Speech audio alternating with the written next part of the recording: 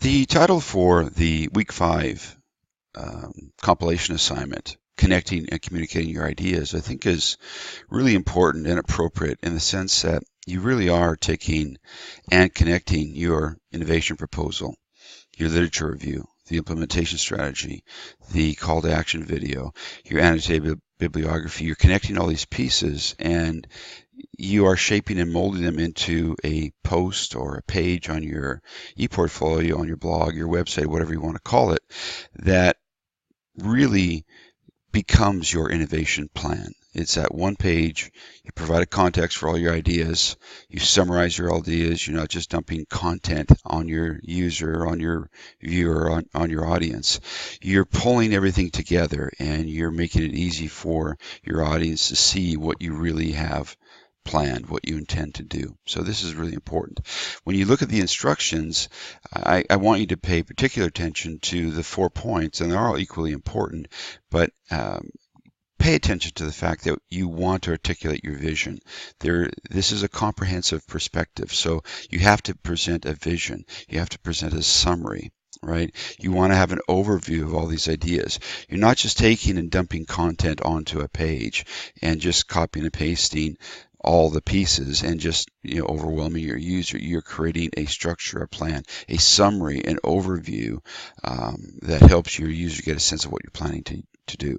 That annotated bibliography, which is really a list of resources that you're going to be looking at and reading and reviewing as you move forward, is also going to tell your audience what you're planning to do in terms of the things that are still on the table for you to learn. So that lets everybody know that this is an ongoing process. So it's important. Finally, don't forget about the navigation. Make it easy to move around your website, not just navigation structure on your menu, but if you actually do include a bit more information and you've got a very long page, well, then make it easy to move within that page.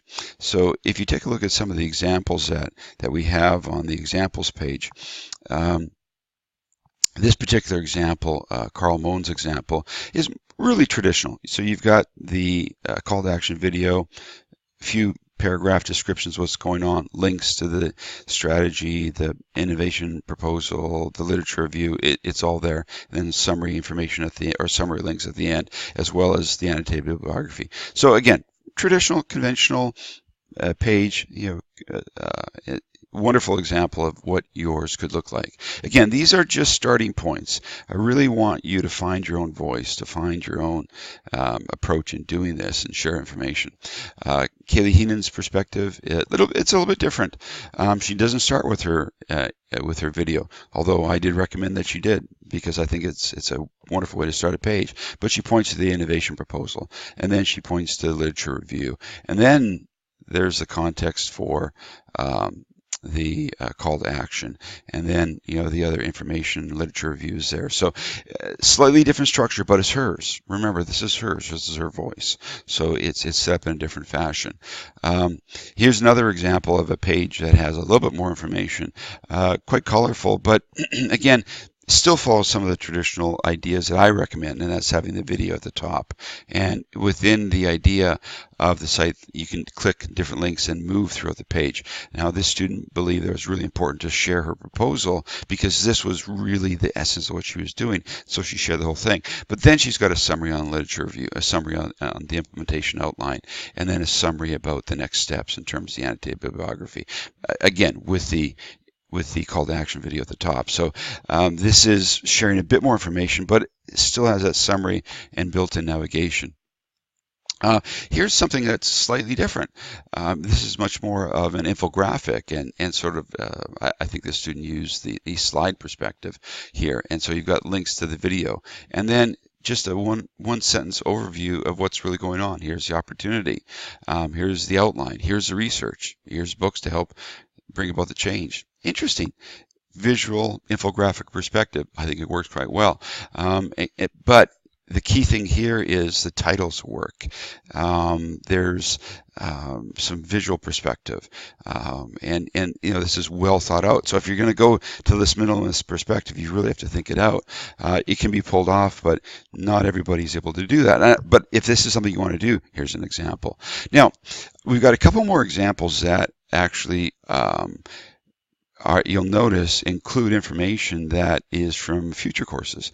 So for example, this student, Diana Teal, is using her innovation proposal idea in 5305 to identify what makerspaces are. Then she's pointing to what worked, what could be better, and she's connecting these ideas to the fact that this is part of her assessment strategy in 5315. So this 5305 idea became a foundation for future courses where this compilation assignment is taking place. And so rather than leaving it alone, she modified her original perspective. Similarly, this student is doing the same type of a thing. She's connecting her innovation plan, the call to action, to the next course that deals with organizational change. So the initial ideas are then connected to the next strategy, and so on and so forth. So I'm pointing out some examples of how your site can morph down the road. But again, you've got that foundational thinking at the very, very beginning. So, take a look at the examples, but be careful. These individuals justified what they did, and they made it work for their circumstances. You need to make it work for your circumstances. You need to actually think about your user, your audience. What are they going to need? How is this information going to help them, share and maybe implement your ideas? So again, this is your site, your proposal, your plan, and you need to organize it and share it in a way that's going to be most appropriate, taking into account the navigation, the fact you don't want to overwhelm your user, and that you are really packaging and organizing and connecting and communicating your ideas in a cohesive fashion.